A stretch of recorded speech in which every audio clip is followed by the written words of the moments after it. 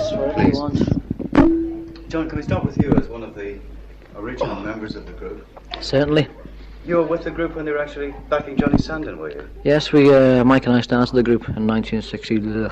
Yeah. And we were backing Johnny Sandon at the time. And what brought about the departure from Johnny? Well, he left us. He left you? Yeah, he left us for the Remo 4. I see. And in fact, he left us for the Remo 4 to go to France, thinking he was going to make a lot of money. And of course, we decided we'll have to sing, you know. So we went off to Germany ourselves, and that's how it happened. And at that point, you changed your name to the Searchers? No, it was Johnny Sandon and the Searchers at that time. So all we did was drop the Johnny Sandon part. I see. And how long had you been operating as the Searchers before Sweets? Sweets? Not very long. Matter of 6 or 8 months. How did you come upon Sweets? Sweets was a drifter's number, which we used to do on the stage act when we backed Johnny Sandon. It's just one of those things you pick up American records, you know.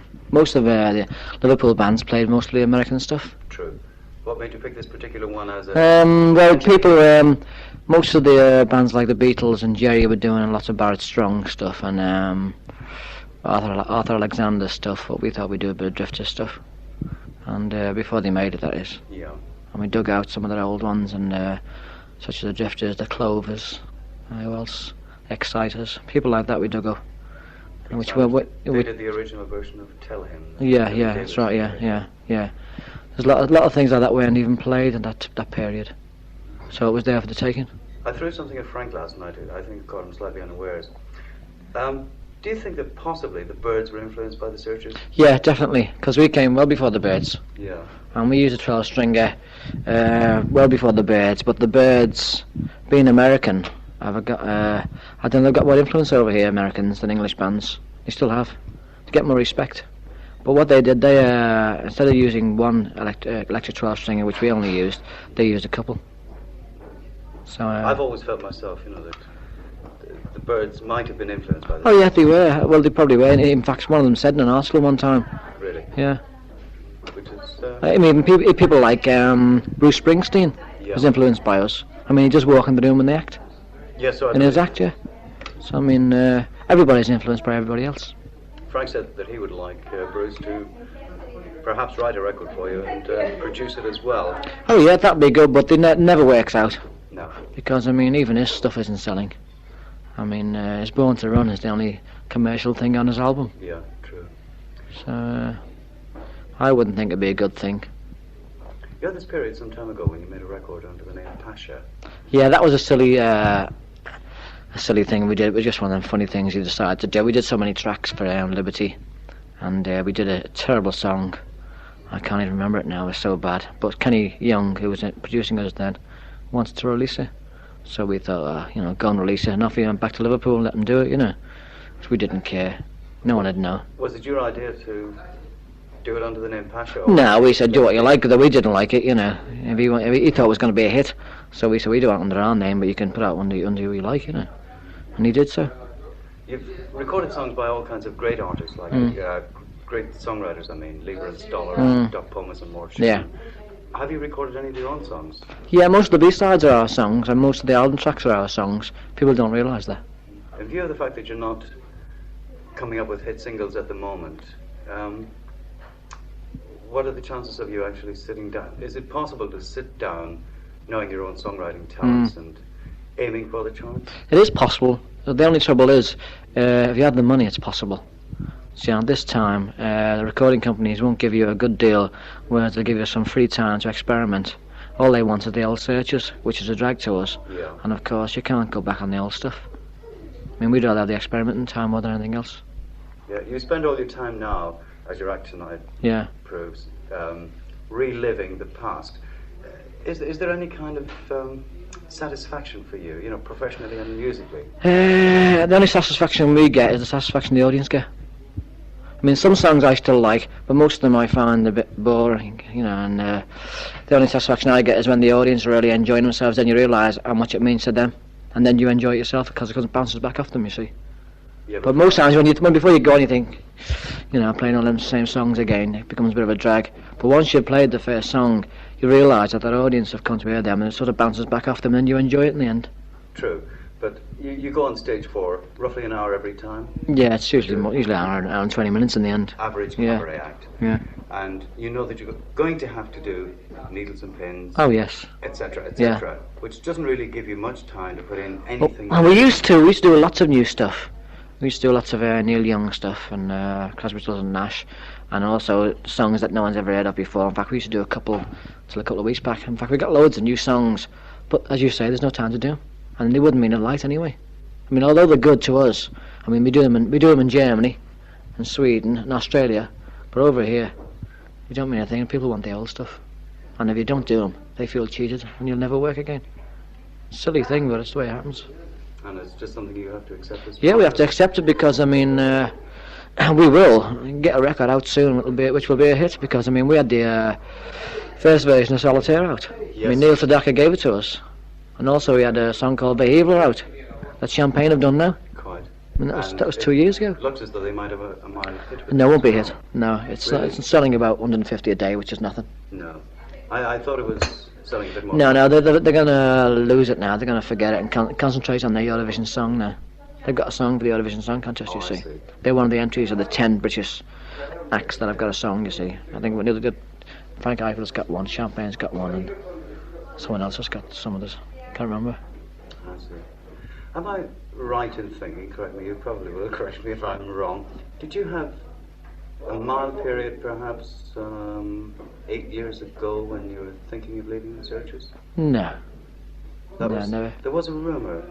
Oh, you get rumours. Rumours are spread. Married. Oh no, rumours spread round. People start rumours just for a joke. Just a passing sentence and it's just spread round. A load of rubbish. It was? Yeah. I mean, most things are, most rumours are, publicities, most bands' publicities are all rubbish anyway. I mean, we only realise it because we're in the business, but people on the outside, they don't realise it, can't see it, can't read between the lines. Realise it is a load of yuck, isn't it? You went down well in the States. Oh yeah, we enjoyed the States. In the early years. Is there any chance of you perhaps breaking there again? Yeah, we're negotiating a deal now for the States, for trying to get a university circuit, you see. Or college circuit, as they call it. Yeah. And the only trouble is there's some tax problems now with the States. So it seems you've got to pay so much percent of your earnings in tax now. It is pretty lucrative. Yeah, it's just once you break it, I mean, you can make a lot of money. But it's a great circuit. I mean, we do the German circuit and the Swedish circuit and Australian circuit, New Zealand. And it's very good. I mean, it gives us a bit more freedom. But if, as you say, the British public won't let you forget the past, would it be possible to break entirely from Britain, say, for 6 months or so, no, that's impossible. No, it's impossible because we've all got families, you see. And there's nothing worse than leaving your family here for a couple of months. Well, even to the extent of taking your family with you? No, the expense is too much then. It all goes back to money. Yeah, true. I mean, we have to keep going. I mean, to keep up the standard of living we've got, you see. I mean, you just can't waste money. And you got a home to run, true. Kids to keep and family, you know. I mean, ordinary public know what it is to keep a family nowadays. It's unbelievable. Understand? Don't I know it? Yeah, exactly. So I mean, we have them problems as well. I mean, in fact, we have a sort of double problem because we have families at home to keep and also ourselves to keep while we're on the road. You see, a band. I mean, it's like a family on the road. You still got to pay all the food and hotels and expenses like petrol, cars, van, equipment. Your money goes nowhere. Outside of the Searchers, Frank's got his writing. Mike's interested in antiques. What have you got? Nothing really. I'm not really interested in anything else. It's only music. Do you write? Yeah. Have you had any success? Only most of our B-sides. And odds and ends, not much. Do you get much satisfaction out of writing? Yeah, I get more enjoyment out of writing it myself, you know. I think it's great to play something and achieve to write something and finish it. And you know, it's original. It is. None of your songs have reached the A-side yet? Yes. We had one out, Sing Singer Sing, which was #1 in Bangkok about 2 years back. That was one of our songs, yeah. Was that released in this country? Yeah, it died a death. Oh. It was a reggae thing, would you believe? I wouldn't. Yeah, it was a reggae thing. Yeah. Of course, a lot of artists have gone through a reggae period. Oh yeah, you go through everything. You must experiment. As Eric Clapton has. Yeah, he's made a fortune, hasn't he? Been successful without being musically brilliant. Very, very good. Yeah. You're willing to I won't say climb on the bandwagon, but a new type of music comes out, you're willing to experiment with it. Yeah, that's the thing, you see. I mean, it's great to have a song, but you've got to have the sort of time to experiment in the studio to get the sound to match that song. I mean, a lot of songs are sold mainly for sound, Yeah. and you've got to be able to play about. And of course, the recording costs today are unbelievable. Skyrockets in the days we used to record. I mean, we used to go in and do an album, in a day. Whereas now, a band does one song in a month. It's a joke. The Searchers have got a name for being a very melodic group. Yeah. You go in a lot for harmony. Yeah. You've got a nice, clean, melodious sound. Yeah, we like to keep it nice and melodic. Is there any other British group whom you admire for the same qualities? The Hollies are very good at it. In fact, they're brilliant at it. They're the only ones from our era. I think the Sutherland brothers are very good at it as well. They're very underrated. I think Steelers Wheel, but I don't know who's in them. I mean, they just swap and change. They're very good as regards harmony and sort of clean-cut sound.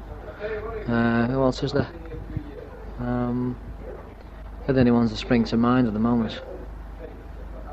There's nothing new. I mean, the new groups like Pilot and that, it's not really, I don't know, there's no image there at all. No. Well, the Bay City Rollers, I think they're great, but I mean, I don't know, there's something like Herman's Hermits were years ago. Yes, a little bit like that. Yeah.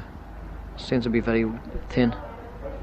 Are we ever likely to see a Beatlemania thing all over again? Oh yeah. Liverpool. Oh no. I mean Beatlemania. No, you'll never see that again. That only happens once, like Elvis only happens once. No other town in Britain is liable to. Not such a quantity as Liverpool did in one go. Liverpool managed to do it. I don't know. I think it's the Liverpool sort of. It's all down to depression, wasn't it? With so many lads out on the dole, and they had nothing else to do. I mean, they picked guitars up, and also they had a better feeling for the sort of American music, whereas the London bands are very good. They didn't have that earthy feel about them, except the Stones. Yeah. But to me, the Stones, I was right from the beginning. I thought the Stones were just a copy of the Beatles. I mean, the Beatles used to have long hair and scruffy, leather and that gear, until Epstein made them wear suits, Why do you think Liverpool does produce all these musicians and comedians? Well, London produces all the musicians and things. No only difference. Newcastle, Birmingham. It's just that Liverpool was highlighted more because of the Beatles. Do you think it's all down to the Beatles? Oh yeah, they put the censor on everything, didn't they? I mean, everyone sort of looked at Liverpool when the Beatles came out because the Beatles were such a big thing. Yes, and we went through a period where we accepted everything which came out of Liverpool. Yeah. But then, eventually, talent will out, and a heck of a lot of Liverpool talent stayed at the top. Oh yeah, it's bound to. I mean, people like Silla's of Cabaret and sort of who else? Last and Jerry's still doing a circuit. There's ourselves. I mean, there's not many left. Billy J still going. Swing and Blue Jeans are still going in some kind of form. I don't know what they're up to now, but I think that's about Billy still going. Well, Billy Fury was before the Beatle era. Yeah, that's true. Yes. Well, before that. Yes. He was Larry Pound's era with Joe Brown. That's right. But there's no other town of comparable size which has so much talent. Probably right. Yeah, but I mean, I've never really thought about that part. Because the Newcastle area has only produced Animals. Alan Price and Eric Burden, and not much else. True. But there are towns. I mean, that's the same thing is happening now with Scottish bands. I mean, there's loads of Scottish bands coming down.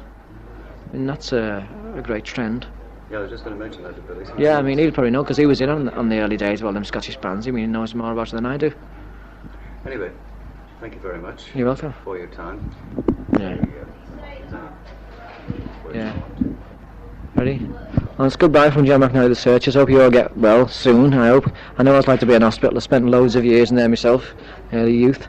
So to the staff and all the patients, hope you have a good year. It's a 76.